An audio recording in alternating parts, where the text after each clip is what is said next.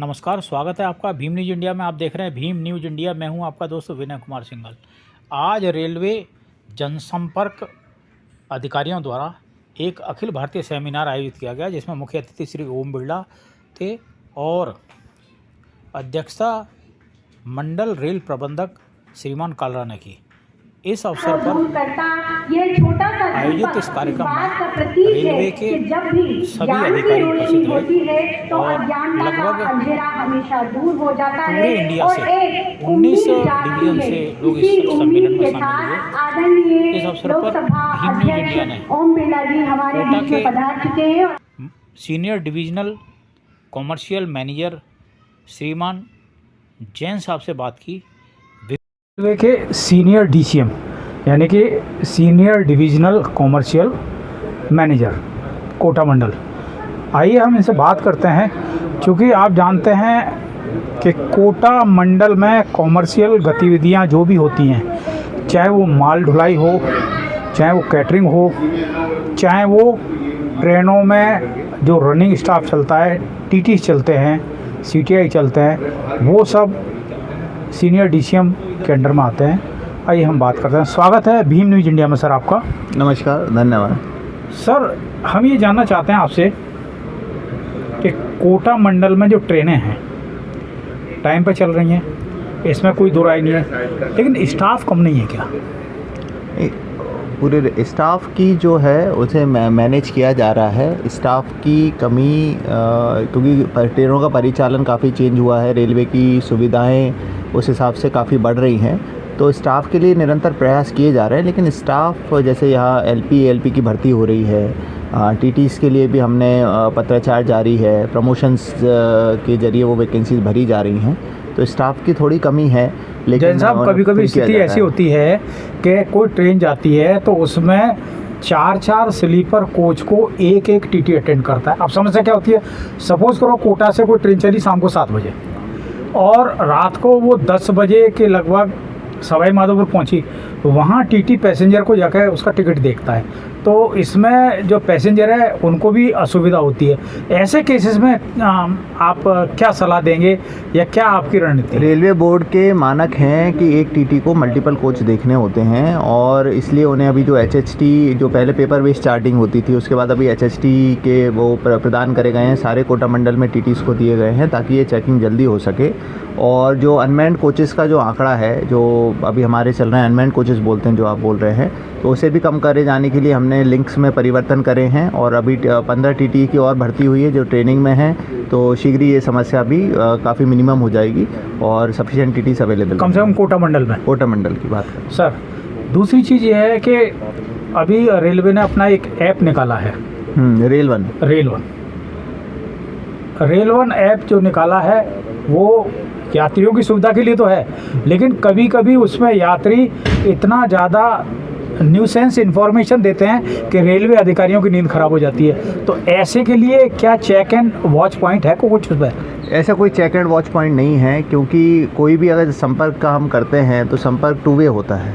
अगर हम कभी ये संपर्क काटने लग जाएंगे तो काफ़ी जगह जो अच्छी इन्फॉर्मेशन है, जो अच्छी जानकारी शेयर करना चाहता है, वो भी चला जाएगा। तो रेलवे इस तरीके की जो भी सूचना प्रदान करती है, चाहे रेल मदद है या रेल वन है, उसमें इस तरीके की हम कोई बाधाएं नहीं डालते हैं। अधिकारीगण और रेल कर्मीगण सदैव पैसेंजर्स के लिए उपलब्ध होते हैं और कोशिश करते हैं कि सकारात्मक सुझाव मिलें, और सारी जनता से ये अपील भी की जाती है कि जब भी अपनी इंटरेक्शन किसी भी सर्विस के साथ रखें तो उसे सकारात्मक तरीके से लिया जाए और उसी तरीके से कार्य किया जाता है।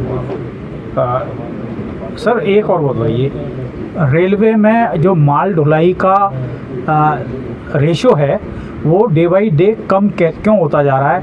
लोग है ना रेलवे से माल ढुलाई की बनस्पत ट्रक से ज़्यादा प्रेफर कर रहे हैं। क्या उसमें कुछ चार्जेस में वेरिएशन है या उनको सस्ता पड़ता है, रेलवे महंगी पड़ती है? नहीं, ये आपकी सूचना ही गलत है। रेलवे में जो माल ढुलाई है वो बढ़ रहा है। ऑब्वियसली जो रेलवे का जो मॉडल है वो है बल्क ट्रांसपोर्टेशन का, और तो इसलिए जो छोटा ट्रांसपोर्टेशन है वो कुछ आपको लगता है, बट जो टनेज में हम लोग ट्रांसपोर्ट कर रहे हैं, मैं कोटा मंडल की ही बात करूं तो पिछले साल से हमने 10 या 12% हम इंक्रीज़ पे चल रहे हैं इस साल माल ढुलाई में, और अर्निंग में भी हमारा प्रतिशत जो है काफ़ी इम्प्रूव हुआ है। और रेलवे जो है सारे कंपटीशन है इकोनॉमी में, जो लॉजिस्टिक्स सेक्टर है वो एक साथ काम करता है। तो सड़कें अच्छी हुई हैं, रेल सुविधाएं अच्छी हुई हैं और एंड टू एंड कनेक्टिविटी अच्छी हुई है, तो ये सब साथ में मिलकर ही देश की उन्नति के लिए काम कर रहे हैं। सर डैमेज रोकने के लिए क्या स्कीम है आपके पास? डैमरेज रोकने के लिए डैमरेज और वॉरफेज जो हैं वो पेनल प्रोविजंस हैं कि जब आपका डिटेंशन होता है एक जगह पे तो डैमरेज और वॉरफेज चार्जेस बढ़ते हैं। और इनका जो कई गुड शेड हैं, हम डैमरेज के लिए कई सारे गुड शेड के वर्क प्रपोज हैं जहाँ पे गुड शेड पे बेहतर सुविधाएं होंगी, तो उस तरीके से उनका डैमरेज और वॉरफेज वहाँ पे कम किया जाएगा। हमारे यहाँ पे भी अभी 12 हिंडौन और सुंदलक में एक GCT कमीशन हुआ है और काफ़ी सारे गुड शेड के वर्क चल रहे हैं, तो उससे यात्रियों को मतलब जो फ्रेट लोडर्स हैं उन्हें सुविधाएं अच्छी मिलेंगी, तो डैमरेज चार्जेस उससे भी कम होंगे, डिटेंशन थोड़ा कम होगा। Sir one more question last but not least, शाम को यहाँ से आगरे के लिए एक गाड़ी चलती है, आगरा गाड़ी, रात में उसके अलावा कोई गाड़ी नहीं है। क्या आगरा गाड़ी बरसों से चल रही है, इसमें किसी प्रकार के कोई AC कोच नहीं है? क्या रेलवे इसमें AC कोच लगाने की कोई भविष्य में व्यवस्था रखती है? क्योंकि गर्मियों में आगरा जाने वाले काफ़ी लोग हैं। अभी जैसे आपने वंदे भारत चलाई, वंदे भारत का किराया इतना ज़्यादा है कि लोग है ना वंदे भारत को प्रेफर नहीं कर रहे हैं। उस हिसाब से भीम न्यूज़ इंडिया का आपसे प्रश्न है कि क्या आगरा फोर्ट जो हल्दी घाटी कहते हैं उसमें कोई AC कोच लगाने का? हल्दी घाटी जो है वो पैसेंजर की तरीके से चलती है, हल्दी घाटी पैसेंजर ट्रेन है। आप अगर उसमें AC कोच या वो लगाते हैं तो AC कोच का किराया तो वैसे भी ज़्यादा रहेगा।